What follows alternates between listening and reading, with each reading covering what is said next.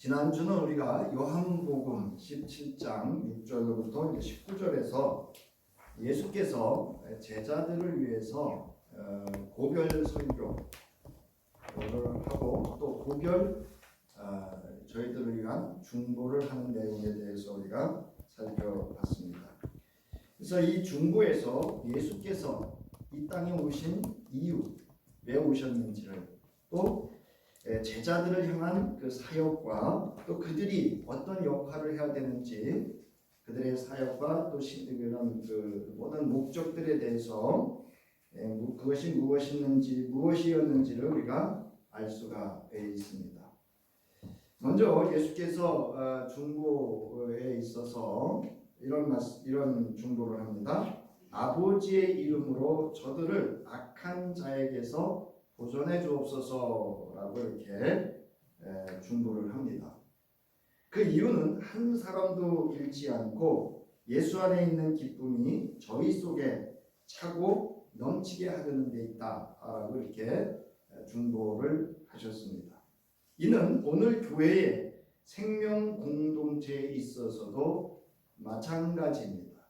그래서 예수께서 마태복음 18장 6절에 보면 나를 믿는 이 작은 사람 가운데서 하나라도 걸려 넘어지게 하는 사람은 누구라도 차라리 그 목에 큰 맷돌을 달고 깊은 바다에 빠지는 편이 낫다라고 말씀을 하셨습니다. 마가복음 9장 42절에서는 또 나를 믿는 이 작은 사람들 가운데서 하나라도 죄짓게 하는 사람은 차라리 그 목에 그 맷돌을 달고 바다에 빠지는 편이 낫다. 작은 사람이라고 하는 것은 업신여길 수 있는 사람들입니다. 그 시대에 그 사회에서 존중받고 인정받지 못할 수 있는 그런 사람들이에요. 근데 교회 공동체 안에서도 누군가를 업신여기고 서로 시기 질투 미워하면서 갈등과 분열과 혼란 속에서 이렇게 한 생명을 잇는 일을 행한다고 한다면 오늘 이 말씀 마태복음 18장 6절과 마가복음 9장 42절의 말씀을 모르든지 아니면 알면서 이렇게 무시한다 그랬죠. 아무 상관없는 말씀으로 여기기 때문일 수도 있습니다. 그래서 교회의 공동체가 해야 되는 일들은 한 생명이라도 실족하거나 죄를 범하게 해서 뭐 하지 않는 거예요? 잃지 않도록 하고 서로가 그 안에서 예수 그리스도의 기쁨이 어떻게 하도록 충만하도록 하는 데 있다라고 하는 것을 알 수가 있습니다. 자, 두 번째로 그들을 진리로 거룩하게 하옵소서라고 하면서 거룩이 무엇인지를 예수가 말씀하십니다. 그 거룩이라고 하는 것은 세상에 속하여 있지 않은 것이며 하나님 말씀에 속하여 있는 것이 거룩이다 이렇게 말씀을 하셨어요. 그래서 이 진리는 곧 하나님의 말씀입니다 라고 예수께서 제자들을 위해서 중보하셨습니다.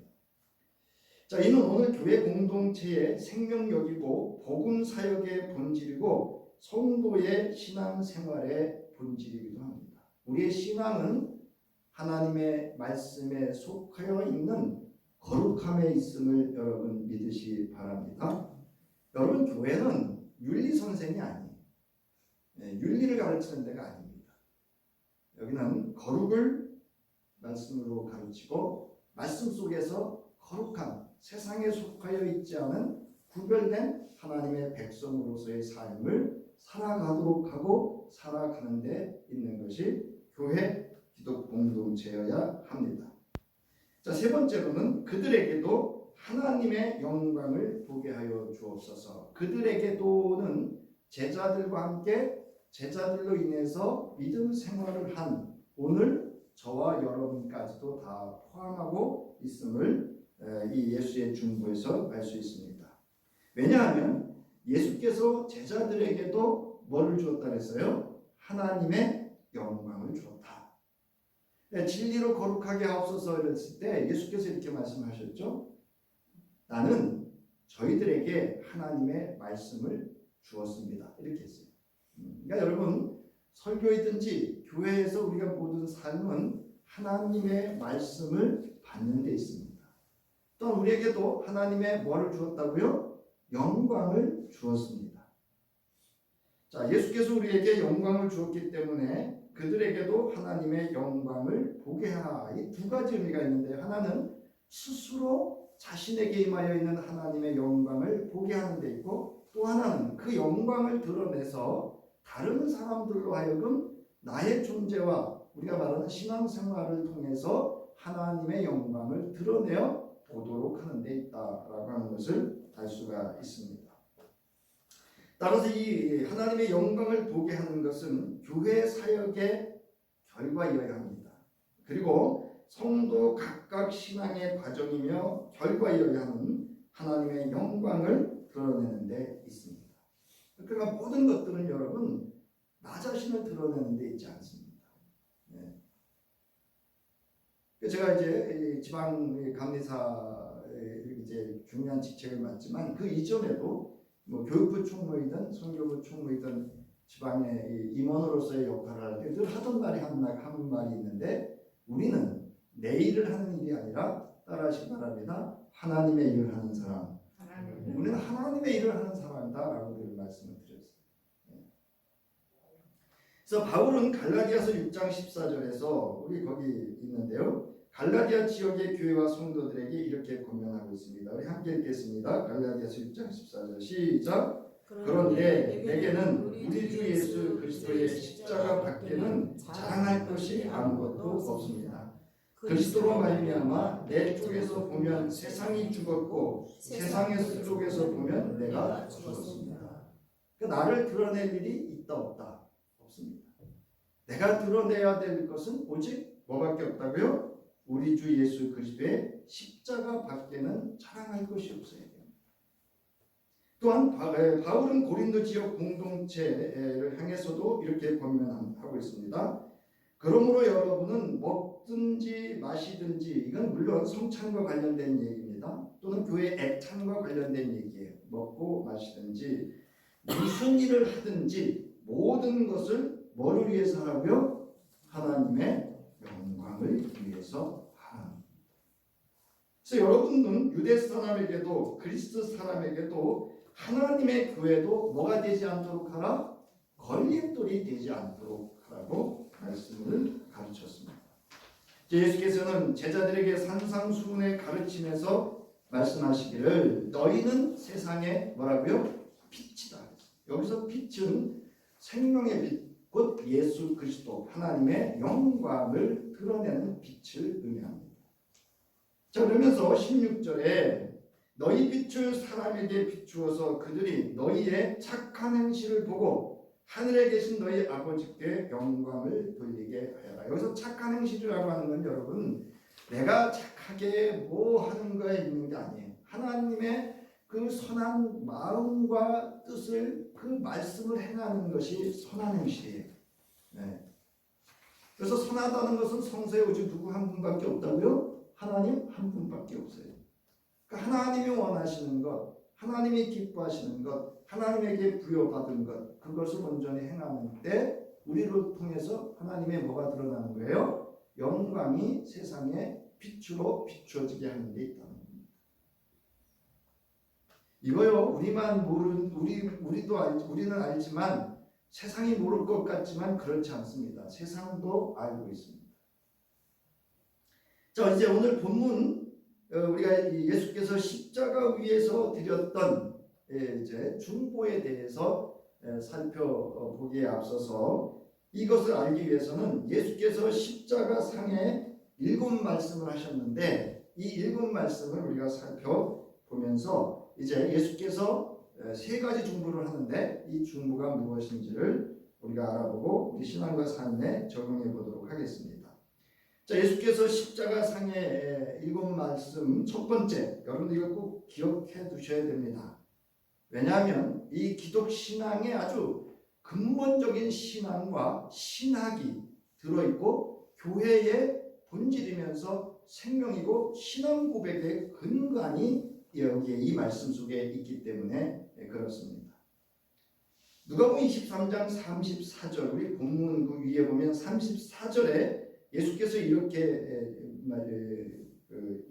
말씀을 하시는데요. 아버지, 저 사람들을 용서하여 주옵소서.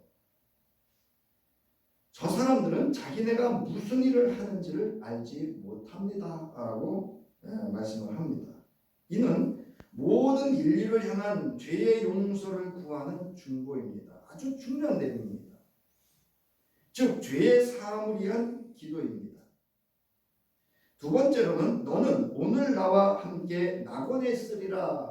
이렇게 왼쪽과 오른쪽에 두 강도가 달려있는 그 강도 중에 누가복음 23장 43절에 보면 예수님, 주님의 나라에 들어가실 때에 나를 기억해 주십시오. 예수께서 그에게 말씀하셨다. 내가 진정으로 네게 말한다. 너는 오늘 나와 함께 낙원에 있을 것이다. 이는 강도를 구원하는 말씀입니다. 예수를 그리스도로 믿는 믿음과 회개를 통하여 그 즉시 예수께서는 그를 구원합니다. 한 강도는 예수가 그리스도로 믿지 않았습니다. 그러나 한 강도는 그가 십자가에 위에 달리신 예수가 하나님의 아들 그리스도이심을 고백하고 자기의 죄를 회개하는 순간 그 즉시 예수 그리스도를 통해서 하나님의 구원을 경험하는 데 있었다는 겁니다. 자, 이는 예수의 이름에 죄를 사할 수 있는 권세가 있기 때문입니다. 마태복음 1장 21절에 보면은요. 마리아가 아들을 낳을 것이니 너는 그 이름을 예수라고 하여라. 그가 자기 백성을 그들의 죄에서 뭐 하실 것이다? 구원하실 것이다. 예수 이름 예수의 이름 이름이 죄를 사하고 구원할 수 있는 권세가 있다는 것입니다. 또한 우리가 누가복음 5장 20절에 보면 예수께서 그들의 믿음을 보시고 이르시되 이 사람아 네 죄사함을 받았느니라 하시니 그랬어요. 그래서 그들은 누군가 하면 중풍병자를 메고 와서 예수께 앞에 내어놓으려고 할 때 그것이 할 수 없자 지붕을 뜯고 예수께 그를 침상을 메어 내려놓은 그들을 말합니다. 이처럼 예수께서 죄를 사하시고 구원하실 수 있는 그 예수라고 하는 것이 이 말씀 속에서 드러나고 있습니다. 세 번째로는 여자여 보소서 아들입니다. 보라 내 어머니라. 요한복음 19장 26절부터 27절에 보면 예수께서는 자기 어머니와 그의 곁에 서 있는 사랑하는 제자를 보시고, 여기 그냥 보시면 안 돼요. 사랑하는 제자입니다.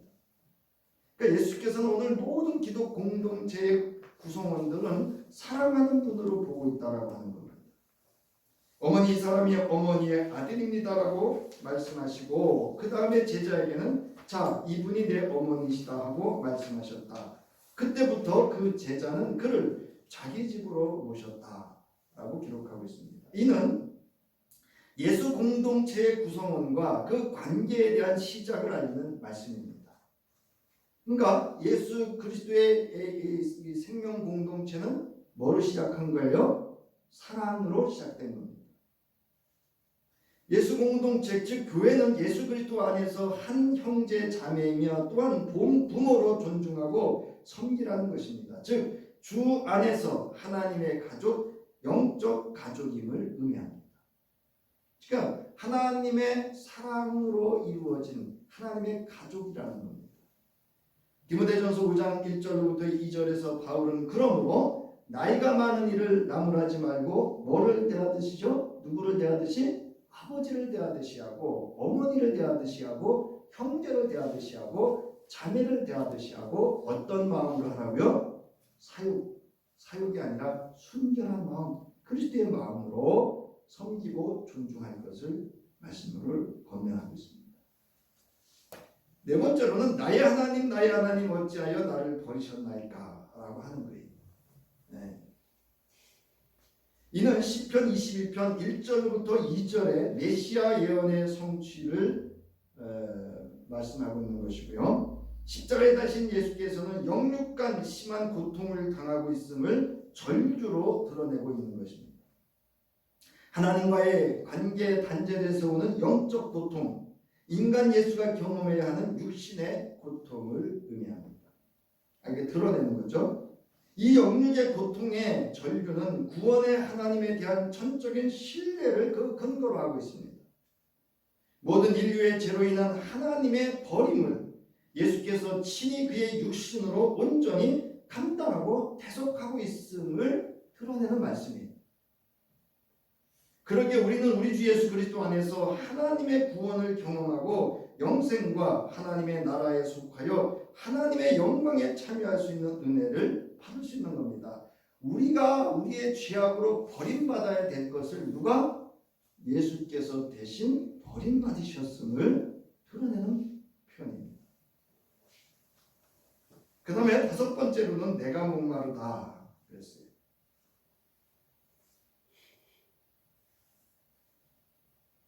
그 뒤에 예수께서는 모든 일이 이루어졌음을 아시고 성경 말씀을 이루시려고 목마르다 하고 말씀하셨습니다. 요한복음 19장 28절에 요한은 이렇게 증언을 하고 있습니다. 이 말씀, 즉 성경 말씀을 이루시려고라고 하는 이 성경 말씀은 바로 구약 성경 시편 69편 21절입니다. 배가 고파서 먹을 것을 달라고 하면 그들은 나에게 독을 타서 주고 목이 말라 마실 것을 달라고 하면 나에게 식초를 내어 주었다. 예수님께 무슨 이게 목마르다 할 때 뭐를 갖다 줬죠? 네? 무슨 포도주예요? 신포도주, 식초입니다. 식초. 이는 시편 예언의 성취이며 인간이신 예수의 깊은 내면의 탄식을 의미합니다. 마치 이스라엘 백성의 탄식하는 소리를 들으시고 아브라함과 이삭, 야곱에게 세우신 언약을 기억하시고 그들의 처지를 생각하사 모세를 준비하여 저들을 구원하신 하나님의 전적인 돌아보심과 언약의 성취를 상기시키는, 즉 하나님의 언약이 성취되어지고 있음을 드러내고 있는 말씀이라는 겁니다. 여섯 번째는 다 이뤘다 합니다. 요한복음 19장 30절에 보면 예수께서 신포도주를 받으시고서 다 이뤘다 하고 말씀하신 뒤에 머리를 떨어뜨리시고 숨을 거두셨다. 오늘 본문에서도 마찬가지로 예수의 마지막 말씀을, 죽으심을 말씀하고 있습니다. 여기서 다 이뤘다라고 하는 그 말씀의 뜻은 그것이 성취되었다. 뭐가 성취되었다는 거예요? 그것은 뭐죠? 네, 우리가 늘 그래서 얘기하는 그겁니다. 나를 위하여 나의 모든 죄와 허물을 위하여 십자가에서 예수께서 그 생명을 내어서 대속제물 되어주시고 화목제물 되어주신 그 모든 것이 예수로 말미암아서 성취되었다라고 하는 것을, 그래서 구원의 완성을 드러내는 표현이라는 겁니다. 예수께서는 자신에게 위탁하신 하나님의 궁극적인 구속 사역, 즉 십자가 죽음을 통한 하나님의 구원의 뜻을 완전하게 다 이루셨음을 아셨다는 거예요. 그러니까 하나님이 뭐 하셨다는 거예요? 응답하셨다는 거예요. 예수가 영원한 대제사장으로서 단 한 번의 피 흘림으로서의 제물로 받으셨다는 거예요. 이제 예수 그리스도의 사역의 수행과 성취의 완전함, 그리고 이에 대한 하나님의 응답으로 하나님의 구원 사역이 완성되었음을 선포하는 언약 성취의 말씀이라는 겁니다. 그리고 이제 마지막으로 아버지 내 영혼을 아버지 손에 부탁하나이다. 누가복음 23장 46절 오늘 본문을 보면 예수께서 큰 소리로 부르짖어 말씀하셨다. 제가 늘 말씀드리는 것 중에 하나가 그냥 소리를 지르는 게 아니고 뭐라고요? 큰 소리. 이거는 신의 음성과 같은 의미를 가지고 있습니다. 아버지 내 영혼을 아버지 손에 맡깁니다. 이 말씀을 하시고 그는 숨을 거두셨습니다.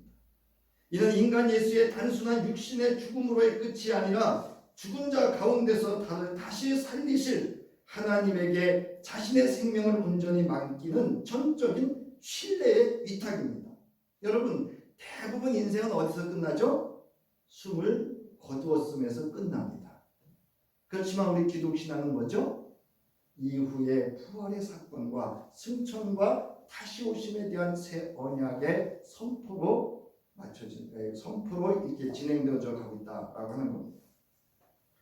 그러게 사도행전 10장 39절로부터 41절에서 저자 누가는 사람들이 그를 나무에 달아 죽였지만 하나님께서 그를 사흘 날에 살리시고 나타나 보이게 해 주셨습니다. 라고 증언했던 겁니다. 그러니까 예수 그리스도의 이 마지막 기도는 부활로 나아가는 전적인 영원한 생명의 주권자인 하나님에게 자신을 위탁하고 맡기는 신뢰의 중보라고 하는 거예요. 이 중보가 있었기 때문에 저와 여러분도 오늘 뭐예요? 이 땅에 육신의 죽음으로 끝나는 죽은 자가 아니라 영원히 뭐 한 거예요? 영원히 잠든 자, 영면이라는 말은 우리에게 안 맞습니다. 주님이 다시 오시는 그날까지 우리는 죽은 자가 아니라 어떤 자로? 잠든 자로 존재할 수 있는 겁니다. 이렇게 예수께서 십자가에서 하셨던 일곱 말씀에 대해서 우리는 알아봤습니다. 십자가에서 일곱 말씀은 오늘 교회의 신앙의 본질이고 신학의 근간입니다. 또한 예수 그리스도로 말미암아 받은 하나님의 은혜가 무엇이고 예수가 누구이신지를 분명하게 알고 성도의 신앙으로 고백할 수 있는 믿음의 근거입니다. 또한 우리의 부활 신앙의 명확한 근거이고 생명력의 핵이기도 합니다.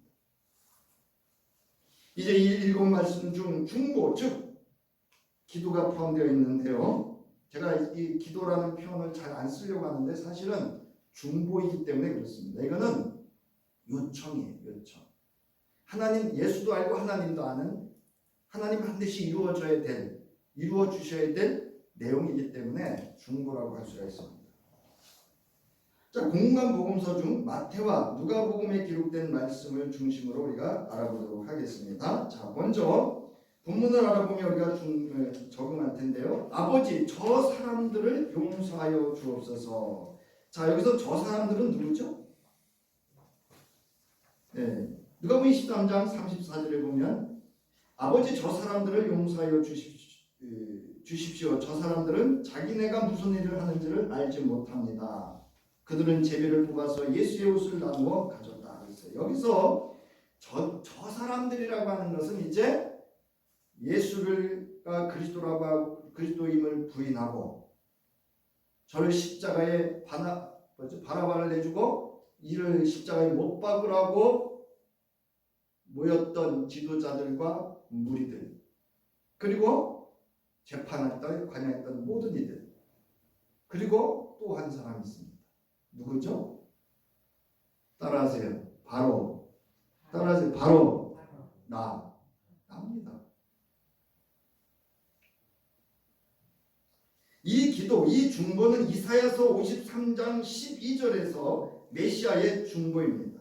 그러니까 메시아는 이 중보할 것을 이야기합니다. 이사야서 53장 12절에 보면 그는 많은 사람의 죄를 대신 짊어졌고 죄 지은 사람들을 살리려고 뭐에 나섰다고요? 중재에 나섰다. 중재라는 게 중보를 합니다. 예수께서는 자신을 십자가에 못 박은 자들을 위해, 비웃고 조롱하는 자들을 위해, 그곳에 모여 구경하는 무리들을 위해, 그리고 모든 인류의 죄사함을 위해, 그리고 오늘 저와 여러분 각각을 위해서 하나님을 아버지라 부르며 메시아로 저희들을 위해 죄사함을, 죄 용서하심을 중보했다는 겁니다. 이 중보가 있었기 때문에 우리가 뭐 할 수 있어요? 예수 그리스도의 이름으로 죄사함을 받을 수 있는 겁니다. 예수께서는 십자가에 달려 자신이 해야 할 중보임을 알고 자신이 해야 할 중보가 무엇인지를 알고 계셨습니다. 이 중보가 아버지 하나님 앞에 이루어졌기에 성도들로 하여금 예수 그리스도를 믿는 믿음으로 말미암아 하나님의 구원을 체험하고 하나님을 아버지라 부를 수 있는 죄사함의 큰 용서, 큰 은혜를 누리게 되었음을 믿으시기 바랍니다. 성령께서도 지금 우리를 위하여 친히 중보하고 있음을 여러분 믿고 담대히 예수의 이름으로 하나님 앞에 나아갈 수 있기를 바랍니다.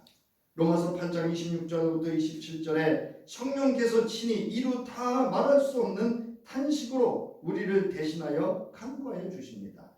또 그러니까 나 기도 안 해도 돼 이러지 마세요. 이거 기도 그런 의미가 아니에요. 그 다음에 27절 사람의 마음을 꿰뚫어 보시는 하나님께서는 성령의 생각이 어떠한지를 아십니다. 성령께서 하나님의 뜻을 따라 성도를 대신하여 간구하시기 때문이다.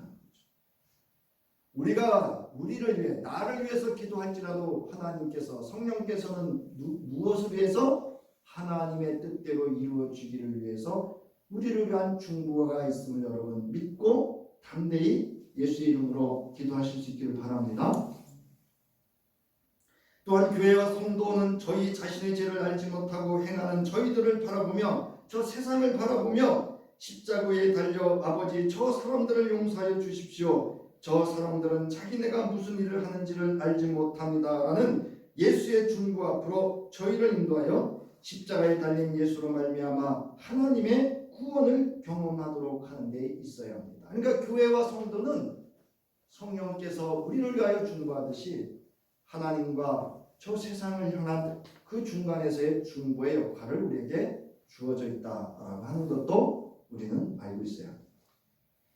두 번째로 나의 하나님 어찌하여 나를 버리셨습니까? 이는 단순한 의지력의 상실로 인한 포기와 무기력, 실망과 분노를 표출하고 있는 것이 아닙니다. 하나님으로부터 죄에 대한 버림받음으로 인한 하나님의 단절을 경험하신 애통하는 절규입니다. 시편 22편 1절부터 2절에 보면 시편 기자는 하나님과의 단절을 하나님으로부터 자신이 버림받았다고 생각되어지는 그런 절규의 기도를 합니다. 나의 하나님 어찌하여 나를 버리십니까? 어찌하여 그리 멀리 계셔서 살려달라고 울부짖는 나의 간구를 듣지 아니하십니까? 맞습니까? 아닙니까? 아니죠. 하나님은 가까이 계시고 우리의 기도를 어떤 상황과 어떤 처지 속에서도 항상 함께 하시며 들어주시는 줄 믿으시기 바랍니다. 나의 하나님은 온종일 불러도 대답하지 않으시고 밤새도록 부르짖어도 모르는 체 하십니다. 우리들 이럴 때 있잖아요. 죄로 인해 단절된 하나님과 모든 인류의 영적 관계를 회복하고 하나님과 예수와 죄인들을 하나 되게 하기 위한 중보에 있습니다. 여러분, 예수께서 이런 말씀을 하셔요. 하나님과 내가 하나이듯이 나와 저희들이 하나가 되어 하나님과 저희들이 하나 되기를 요청하는 중보가 있습니다.